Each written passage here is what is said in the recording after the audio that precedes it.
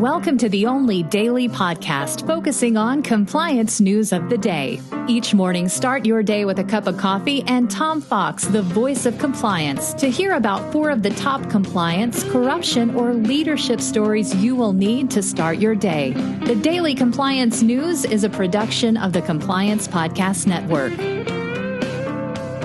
The Daily Compliance News for December 29, 2020, the banks and COVID vaccine fraud edition. From the Wall Street Journal, Risk and Compliance Journal, Jack Hagel reporting the Treasury Department alerted financial institutions for fraud related to COVID-19 vaccines, warning of ransomware attacks that target vaccine delivery operations and supply chains. The FinCEN cautioned on Monday of an array of vaccine-related crimes, including sale of unapproved, counterfeit, or illegally marketed vaccines. In addition, fraudsters have offered to provide individuals with a vaccine sooner than provided under authorized distribution plans. Cyber criminals, meanwhile, have targeted vaccine researchers with ransomware, the Treasury unit said. It warned financial institutions as well as their customers to be on the lookout for phishing schemes to snare victims with misinformation about their vaccines. Next up, from CNN.com, the Trump administration has appealed a court order blocking TikTok restrictions. Even in its waning days, the Trump administration continues its insanity and isn't giving up on its campaign against TikTok.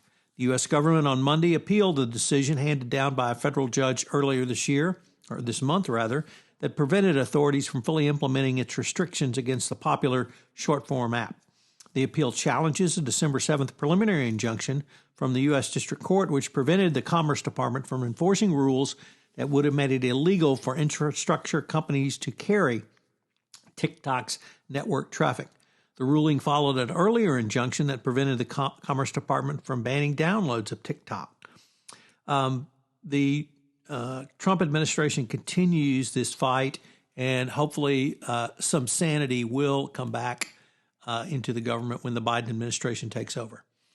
Next up, from the Wall Street Journal in the opinion section, it asks the question, do tariffs deepen the D.C. swamp? President Trump will soon leave town, but his tariffs may be staying. President-elect Biden has not made exactly clear his trade policy, so the Wall Street Journal editorial board feels it's time to point out one of the unsightly effects of tariffs, which is, of course, that more inspectors are required. Republicans cheered when the Trump administration picked winners and losers, but they're going to change, of course, when the Biden administration comes in. What this will do for trade sanctions and trade compliance officers will make it much more difficult. If Congress now wants to reverse things, it's going to be very, very complicated.